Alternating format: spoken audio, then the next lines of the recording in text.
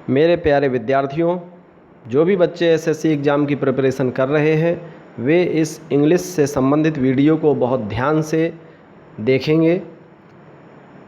आज हम इस वीडियो के माध्यम से स्पॉटिंग द एरर्स वाले क्वेश्चन को सॉल्व करेंगे।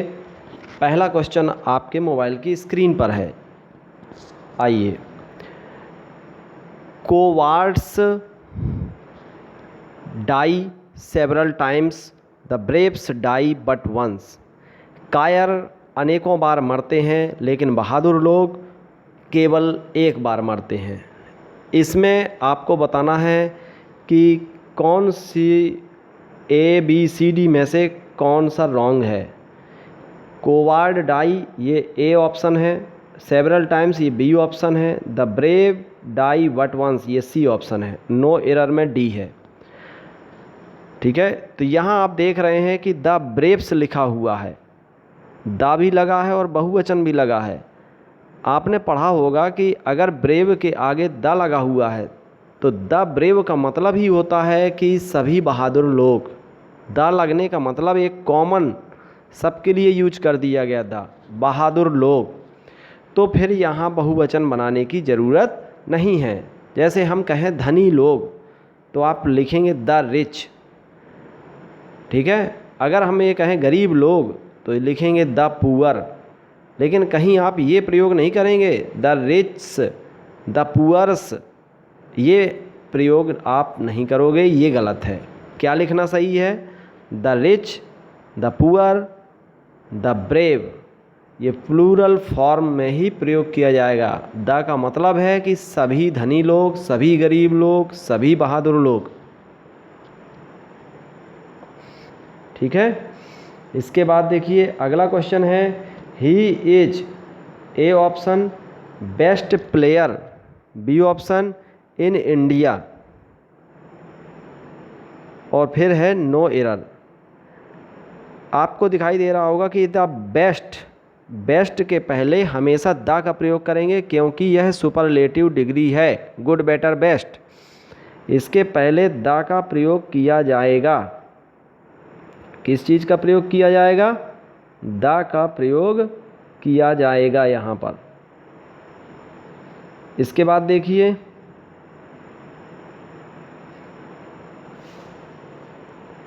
तीसरा क्वेश्चन है, it was by a mistake that he injured her hand. यह गलती से हुआ था कि वह उसका हाथ घायल हो गया, कि उसने अपना हाथ घायल कर लिया, यह गलती से हुआ था। तो यहाँ पर आप देख रहे हो कि इट वाज, ये तो सही है। बाई ए मिस्टेक जो लिखा हुआ है यहाँ पर ए, यहाँ पर ए का प्रयोग नहीं होगा, केवल यह लिखा जाएगा बाई मिस्टेक। ठीक है, मिस्टेक के पहले आर्टिकल का प्रयोग नहीं होता है। अगला क्वेश्चन है, Ravi told to his friend, Ravi ने अपने दोस्तों को बताया to buy a car, car खरीदने के लिए अपने दोस्त को कहा। इसमें आप देख रहे हैं टोल्ड के बाद टू का प्रयोग नहीं होता है, केवल टोल्ड आएगा यहाँ पर। Ravi told his friend to buy a car. ठीक है, तो इसका B ऑप्शन आपका गलत है, रॉन्ग है। अगला question, he is suffering with flu, no error. इसका मतलब है वह फ्लू से यानी कि बुखार से पीड़ित है। तो सफ़र के बाद हमेशा फ्रॉम का प्रयोग होता है प्रीपोजिशन के रूप में, कभी भी विथ का प्रयोग नहीं होता है। ठीक है, तो ये विथ का प्रयोग गलत है, यहाँ पर फ्रॉम का प्रयोग होना चाहिए, FROM, फ्रॉम। अगला क्वेश्चन है,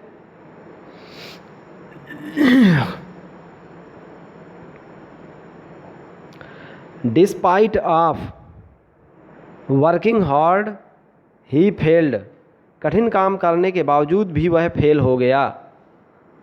तो आपको पता होगा डिस्पाइट माने होता क्या है, केवल ओनली डिस्पाइट माने ये होता है के बावजूद।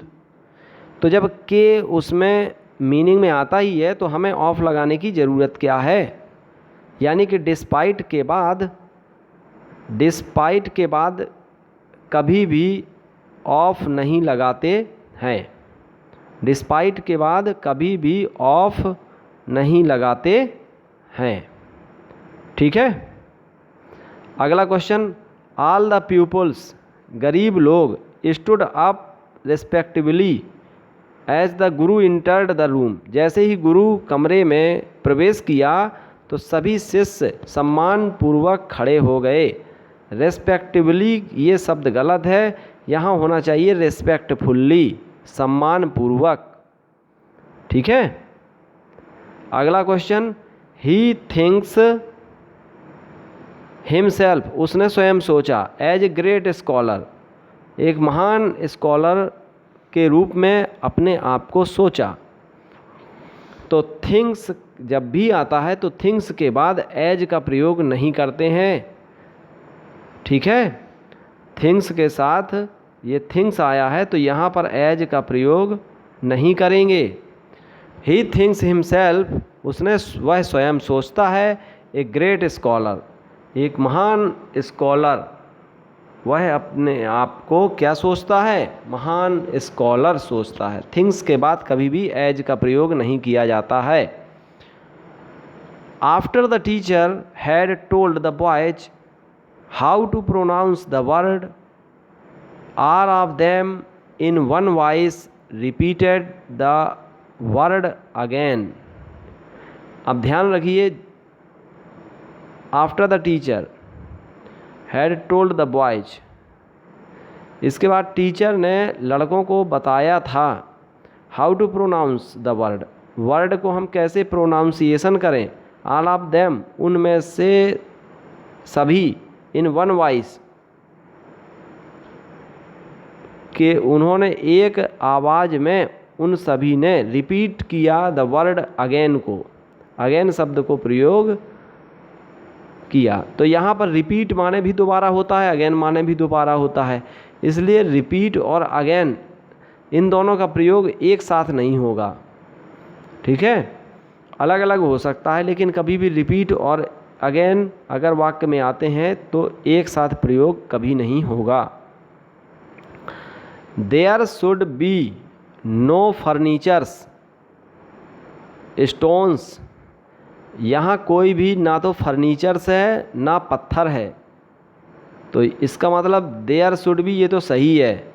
नो फर्नीचर्स, अब देखिए फर्नीचर का प्लूरल कभी नहीं बनता है, ये एस नहीं लगेगा इसमें।